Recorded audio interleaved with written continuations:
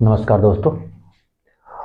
Polity की श्रृंखला में तीसरा वीडियो होगा हमारा, और ये वीडियो हम आज भारतीय नागरिकों को जो मौलिक अधिकार प्राप्त है उसके बारे में बनाने जा रहे हैं। इससे पहले दो वीडियो में हमने जो पॉलिटी के वीडियो अपलोड किए हैं उसमें पार्लियामेंट यानी संसद और उसके बाद लोकसभा और राज्यसभा के बारे में पढ़ चुके हैं।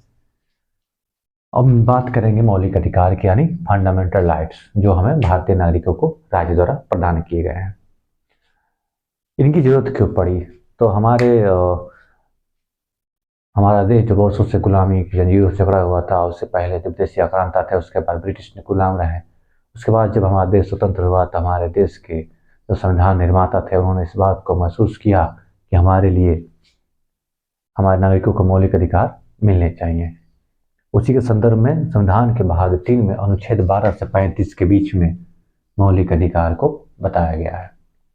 जब संविधान बन के तैयार हुआ था उस समय कुल 7 मौलिक अधिकार थे, जैसा कि मैंने यहाँ पर नोट डाउन में किया हुआ है। लेकिन 44वें संविधान संशोधन 1978 द्वारा संपत्ति के अधिकार को मौलिक अधिकार की श्रेणी से हटा करके कानूनी अधिकार बना दिया गया है। तो वर्तमान में कुल 6 मौलिक अधिकार हैं, जिनमें सबसे पहले आता है समानता का अधिकार। और समानता का अधिकार अनुच्छेद 14 से लेकर अनुच्छेद 18 तक है। उसके बाद आता है स्वतंत्रता का अधिकार। स्वतंत्रता का अधिकार अनुच्छेद 19 से लेकर अनुच्छेद 22 तक है। उसके बाद आता है शोषण के विरुद्ध अधिकार, जिसका वर्णन संविधान के भाग 3 में अनुच्छेद 23 से और 24 में किया गया है। और चौथा नंबर है धार्मिक स्वतंत्रता का अधिकार, जो कि अनुच्छेद 25 से 28 तक है। उसके बाद संस्कृति और शिक्षा संबंधी अधिकार, जो 29 और 30 में, और संवैधानिक उपचारों का अधिकार। इसके अलावा कुछ अन्य अधिकार भी हैं जो मार्शल लॉ और सैनिक वगैरह के लिए अलग से होते हैं, उसके बारे में बताया गया। अब एक एक करके हम सभी अधिकारों के बारे में जानेंगे। सबसे पहला आता है समानता का अधिकार।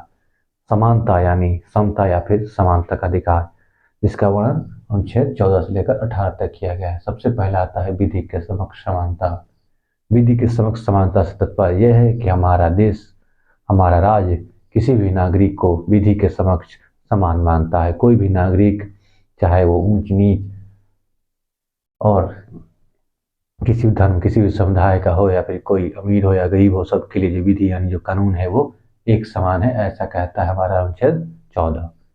अनुच्छेद 15 आता है सामाजिक समानता। सामाजिक समानता से तात्पर्य जाति, धर्म, लिंग और जन्म स्थान या मूल निवासी के स्थान पर जो भेदभाव होते थे उन सबको समाप्त करने के लिए अनुच्छेद 15 को सामाजिक समानता के अंतर्गत रखा गया है। अगर आप अनुच्छेद 15 या फिर संविधान के किसी मौलिक अधिकार का हनन होता है तो उसके संबंध में सुप्रीम कोर्ट जो है वो रिट जारी कर सकता है। उसको आता है सरकारी नौकरी में अवसर की समानता। अनुच्छेद 16 में सरकारी नौकरी में अवसर की समानता की बात की गई है। आज की डेट में अगर आप कोई फॉर्म भरते हो, चाहे आप किसी भी कास्ट से हो, तो आपको समान अवसर दिया जाता है। अगर आप पेपर क्रैक करते हो और बाकी जो प्रोसेस होती हैं, तो वो जो अवसर की समानता की बात आती है अनुच्छेद 16 से आती है। अनुच्छेद 17 में आता है अस्पृश्यता का उन्मूलन। अस्पृश्यता मतलब छुआछूत। तो अनुच्छेद 17 जो काफ़ी एग्जाम में पूछा भी जाता है, यहाँ से एग्जाम में बहुत कंफ्यूज करता है अनुच्छेद 17 और 18 में। 17 और 18 में कौन सा अस्पृश्यता का है? तो अनुच्छेद 17 जो है वो अस्पृश्यता उन्मूलन के लिए है, यानी छुआछूत आदि को मिटाने के लिए। अनुच्छेद 18 उपाधियों का अंत। उपाधियों से तात्पर्य है कि केवल कुछ सैनिक और कुछ चिकित्सकीय मामलों में उपाधियों को, जैसे कि पीएचडी वगैरह या फिर सैनिकों की कुछ उपाधियों को छोड़ दिया जाए, तो अपने राज्य किसी भी नागरिक को अन्य कोई भी उपाधि प्रदान नहीं कर सकता है। हालांकि इस मामले में कुछ अपवाद भी है। इसके अलावा उपाधियों के अनुच्छेद 18 में इस बात को बताया गया कि अगर कोई भारत का नागरिक भारत के बाहर किसी अन्य देश से कोई उपाधि या उपहार ग्रहण करता है तो उसे सबसे पहले अपने देश के राष्ट्रपति से आज्ञा लेना होता है, तभी जाकर वो ग्रहण कर सकता है। ठीक है। उसके बाद आता है स्वतंत्रता का अधिकार, जिसका वर्णन अनुच्छेद 19 से लेकर अनुच्छेद 22 तक किया गया है। अनुच्छेद 19 में स्वतंत्रता का वर्णन है। ये जो स्वतंत्रता है वो कई मामलों में होती है। सबसे पहले 19 में स्वतंत्रता की बात की गई है, जो कि क से लेकर अंदर तक आती है। 19 के क में विचार एवं अभिव्यक्ति की स्वतंत्रता। विचार एवं अभिव्यक्ति की स्वतंत्रता से तात्पर्य यह है कि अगर आप आज समय जो न्यूज चैनल और समाचार पत्रों को देखते हैं तो उनका जो भाषण है, जो उनका लेखन है, जो अपने विचार को व्यक्त करते हैं, कोई कवि है अगर वो अपने विचार को व्यक्त करता है तो उसके लिए उसे स्वतंत्रता कहाँ से मिलती है? जैसे मैं अपने विचार को व्यक्त कर रहा हूँ आपके सामने, अपना ये क्लास चला रहा हूँ, आप देख रहे हो, तो मैं अपने विचार को ही तो शेयर कर रहा हूँ, अपने आइडिया को। तो ये अधिकार मुझे कहाँ से मिले हैं? अनुच्छेद 19(1) के क से, ठीक है। विचार एवं अभिव्यक्ति और भाषण समानता के अधिकार, ठीक है। अनुच्छेद 19(1) के ख में निशस्त्र। अब इसमें बात यह आती है, सबसे पहले कोई व्यक्ति है तो कहीं भी अपने विचार को अपने किसी भी माध्यम से, लेखन के माध्यम से या फिर कला के माध्यम से, भाषण के माध्यम से रख सकता है। उसके बाद 19(1) के ख में आता है निशस्त्र एवं शांतिपूर्ण सभा की स्थापना। इसका क्या मतलब? निशस्त्र एवं शांतिपूर्ण सभा से मतलब यह है कि आप भारत में कहीं भी जा करके कहीं भी सभा कर सकते हो, और लेकिन शर्त यह होनी चाहिए कि बगैर हथियार के वहां पे समूह इकट्ठा हो। उसके बाद 19(1) के ग में आता है समुदाय या संघ बनाने की स्वतंत्रता। समुदाय या संघ बनाने से तात्पर्य है कि भारत का कोई भी नागरिक भारत के किसी भी प्रदेश में जाकर समुदाय या संघ बना सकता है, जैसे कि कई सारी पार्टियां हमारे देश में चल रही हैं। उसके अलावा 19(1) के घ में आता है देश के किसी भी भाग में भ्रमण तथा निवास की स्वतंत्रता। इसके माध्यम से हम किसी भी राज्य का, हम जैसे यूपी के हैं तो कहीं और जाकर रह सकते हैं, वहाँ जॉब कर सकते हैं, वहाँ नौकरी कर सकते हैं। ऐसा अधिकार हमें कहाँ से मिला है? संविधान 19(1) के घ से। 19(1) के अंग में आता है व्यवसाय की स्वतंत्रता। अगर आप भारत राज्य का कोई भी नागरिक किसी भी राज्य में जाकर के क्या कर सकता है? अपनी जीविका के लिए वहाँ व्यवसाय कर सकता है या फिर व्यापार कर सकता है, लेकिन शर्त ये होना चाहिए कि जो भी व्यवसाय या व्यापार कर रहे हो, जो भी उपजीविका आप कर रहे हो, उस सार्वजनिक हित को ध्यान में रख के कर रहे हो। ऐसा नहीं है कि आप किसी ऐसी चीज का व्यापार करो जो सार्वजनिक दृष्टि से सही नहीं हो, ऐसा आपको स्वतंत्रता नहीं दिया गया है। तो 19 स्वतंत्रता का वर्ण है जो कि कई प्रकार से, इस विचार और व्यक्ति की स्वतंत्रता जो कि भाषण और लेखन के लिए और समाचार पत्र का उदाहरण है। उसके अलावा 19(1) के ख में निशस्त्र एवं शांतिपूर्ण सभा की स्वतंत्रता। 19(1) के ग में समुदाय या संघ बनाने की स्वतंत्रता। और 19(1) के घ में देश के किसी भी भाग में भ्रमण तथा निवास की स्वतंत्रता। और 19(1) के अंग में व्यवसाय की स्वतंत्रता, ठीक है। अब बात आती है अनुच्छेद 20 की। अनुच्छेद 20 जो है अपराध के दोष सिद्धि के बारे में बताया गया। अनुच्छेद 20 में यह कहा गया है कि अगर कोई व्यक्ति अपराधी है तो अपराधी तब माना जाएगा जब वो विधि द्वारा स्थापित किसी कानून का उल्लंघन करता है। जब तक वो किसी कानून का उल्लंघन नहीं करता है तब तक उसे अपराधी नहीं माना जाएगा। अगर उसे अपराधी माना गया है तो एक अपराध के लिए उसे सिर्फ एक बार ही दंड देने का प्रावधान है। उसके बाद आता है स्वयं के विरुद्ध साक्षी होने का के लिए बाध्य नहीं कर सकते। इसका कहने का मतलब ये है कि अगर कोई अपराधी है, अगर उसके द्वारा कोई अपराध हुआ है तो उसे आप स्वयं के खिलाफ गवाही देने के लिए बाध्य नहीं कर सकते हो।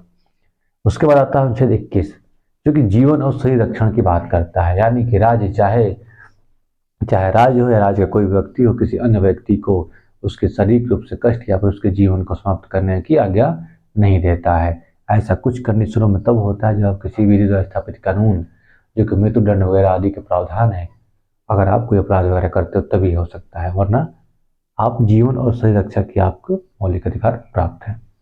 उसके अलावा अनुच्छेद 21(1) ये आपको बाद में 86वें संशोधन द्वारा शिक्षा के अधिकार के संबंध में सन 2002 में जोड़ा गया, ठीक है। राज्य विधि बनाकर 6 वर्ष से 14 वर्ष तक के बच्चों को क्या कर सकता है?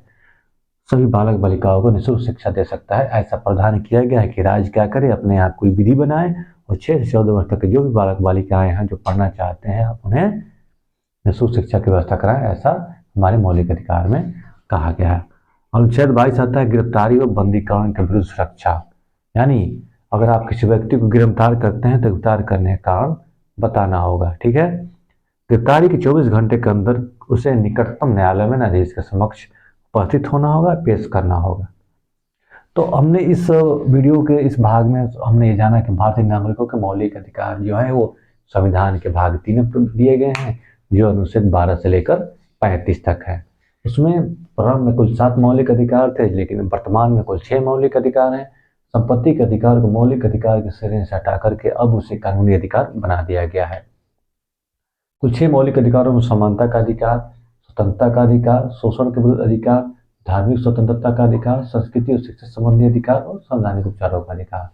आप इसको 2-3 बार रिविजन करेंगे तो पाएंगे कि आपको ये सब चीजें याद हो जाएंगी। समानता के अधिकार में अनुच्छेद 14, 15, 16, 17, 18। अनुच्छेद 14 में विधि के समक्ष समानता, यानी कानून के नजर में कोई व्यक्ति छोटा बड़ा ऊंच नीच नहीं है, कानून सबके लिए एक समान है।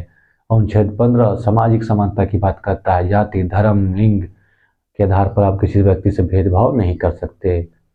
अनुच्छेद 16 लोक नियोजन यानी सरकारी नौकरी में अवसर की समानता की बात करता है। आप जाति धर्म लिंग के आधार पर किसी व्यक्ति को किसी सरकारी अवसर में अवसर देने के लिए आप उसे नहीं रोक सकते।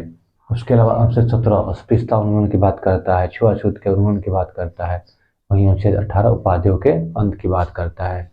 उसके बाद आता है हमारा दूसरा स्वतंत्रता का अधिकार, जो कि अनुच्छेद 19 से 22 तक है। 19 जो स्पेशली स्वतंत्रता के बारे में है, वो कई प्रकार की स्वतंत्रता देता है। 19 के क में विचार एवं अभिव्यक्ति की स्वतंत्रता, 19 के ख में निशस्त्र एवं शांतिपूर्ण ढंग से आपको सभा करने की स्वतंत्रता है। 19 के ग में समुदाय या संघ बनाने की स्वतंत्रता है। 19 के घ में देश के किसी भी भाग में आपको भ्रमण करने और वहाँ निवास करने की स्वतंत्रता है। हालांकि कुछ आपराधिक मामलों में, कुछ ट्राइब्स एरिया या जनजाति एरियाओं में उसके लिए कुछ अलग से एहतियाती नियम बनाए गए हैं। उसके बाद 19 के ग में व्यवसाय की स्वतंत्रता है। आप भारत के किसी भी कोने में जाकर वहाँ पर जीविका के लिए व्यवसाय कर सकते हो। शर्त यह होनी चाहिए कि आप जो व्यवसाय कर रहे हो सार्वजनिक हित के लिए हो। अनुच्छेद 20 अपराध की सिद्धि के संबंध में, अगर कोई व्यक्ति तब तक अपराधी नहीं माना जाएगा जब तक वो भारत के राज्य द्वारा स्थापित विधि या कानून का उल्लंघन न करता हो। अगर कोई अपराध किया है तो उसे एक अपराध के लिए एक बार ही दंड दिया जाएगा और उस अपराधी को स्वयं के विरुद्ध साक्षी होने के लिए यानी गवाही देने के लिए बाध्य नहीं किया जाएगा। अनुच्छेद 21 में आता है जीवन और शरीर रक्षण की स्वतंत्रता, यानी भारत के प्रत्येक नागरिक को उसके अपने शरीर और प्राण की रक्षा का अधिकार प्राप्त है। हालांकि कुछ मामलों में जब वो कोई क्राइम या अपराध करता है या राज्य के नियमों का उल्लंघन करता है तो राज्य उसे मृत्युदंड जैसे कुछ मामले उसे सुनाए जाते हैं।